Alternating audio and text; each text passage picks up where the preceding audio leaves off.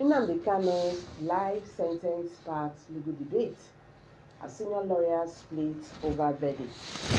So, guys, this is getting more interesting. According to a report by Vanguard on Thursday, November 27th, which is today, 2025, the long running legal battle involving the leader of the indigenous people of Biafra, IPOB Nnamdi Kanu, reached a major turning point after the Federal High Court in Abuja convicted him of terrorism and sentenced him to life imprisonment.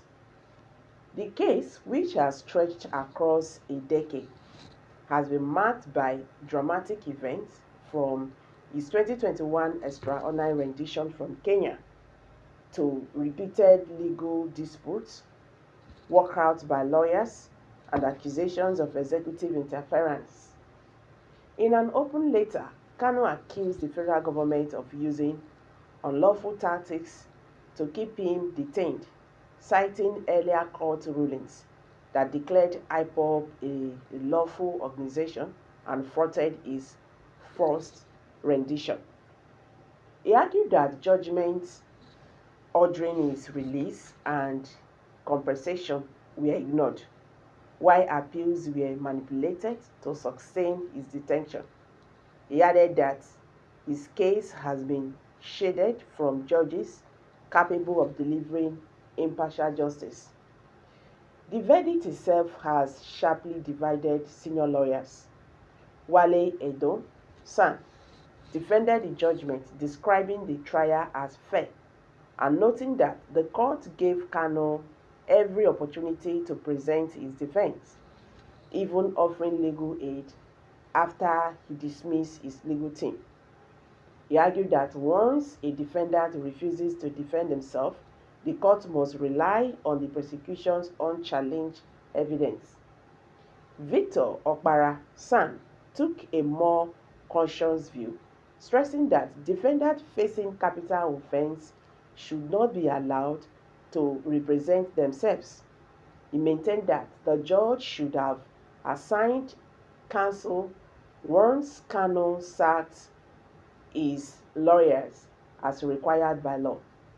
However, human rights lawyer Evans Ofili strongly condemned the judgment, insisting it lacked a valid legal basis and ignored crucial jurisdictional objections. He argued that the terrorism law used against Nnamdi Kanu may have been repealed and that no concrete evidence linked him to violent acts.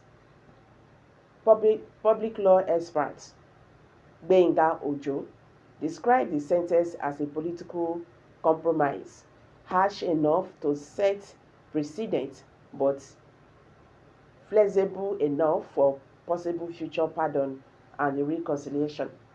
Okay, guys, as you can see that this Mazi Nnamdi Kanu life sentence is really, dividing, or how do I put it, tearing the judiciary apart. Some lawyers are saying, no, that judgment is nothing to talk about. Others are saying, Nnamdi Kanu refused to defend himself, and that is the reason why he got what he wanted. And now the question is, because when someone is doing something, you should check what led to what happened. The court ignored basic facts of the judgment. The court ignored the other part that Mazi Nnamdi Kanu was, kidnapped from Kenya. I don't know how many of you who watched that judgment that day. Even Justice James Omotosho said there is nothing like extraordinary rendition that Mazi Nnamdi Kanu was not brought back from Kenya through back door. But this is a judgment that has been ruled, or how do I say, this very judgment, has been also pronounced by a foreign court, international organizations like the United Nations group that condemned, Mazi Nnamdi Kanu extraordinary rendition. Now coming back to Africa, Kenya, said Nigerian government he also asked the Kenyan government to pay damages to Nnamdi Kanu, for aiding Nigerian government to kidnap Nnamdi Kanu from Kenya to Nigeria. According to the court that day, they said Nnamdi Kanu supposed to, get protection from Kenya because he was on their land. But that did not happen. That did not happen. See, the truth remains that Nnamdi Kanu has been sentenced to life imprisonment, right? But this will never end.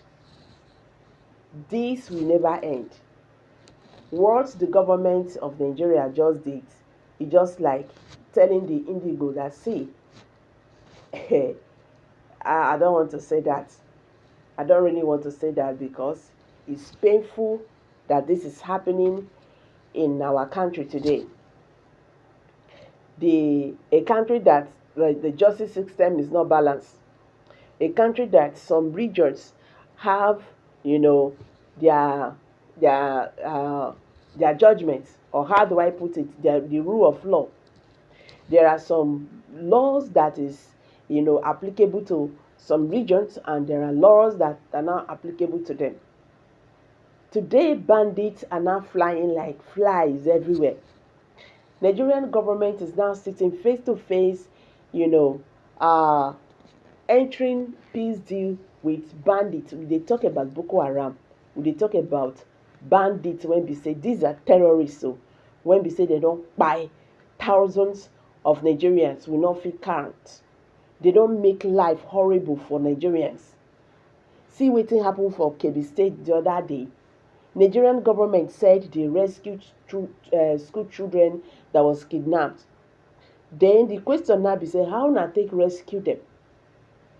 But you see, they lied. The bandit leader now came out again to say they dialogue with us and we release these children. So for how long are we going to go like this? That the government is afraid of these bandits, but when you talk about Nnamdi Kanu, their shoulder they grow. When you talk about Indigo, their shoulder they grow. This is not fair. If we are preaching one Nigeria, let the law be applicable to everybody the way it is. Because by the time you are mapping out the law for these people and for the other people, it gets as it be. Majority of judges are crying.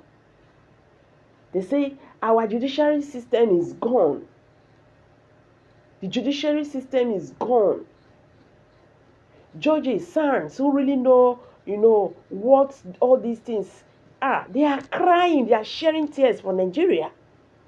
The truth remains that if this agitation of a thing is not addressed, the Nigerian government might have it very difficult for them to address this issue, in future.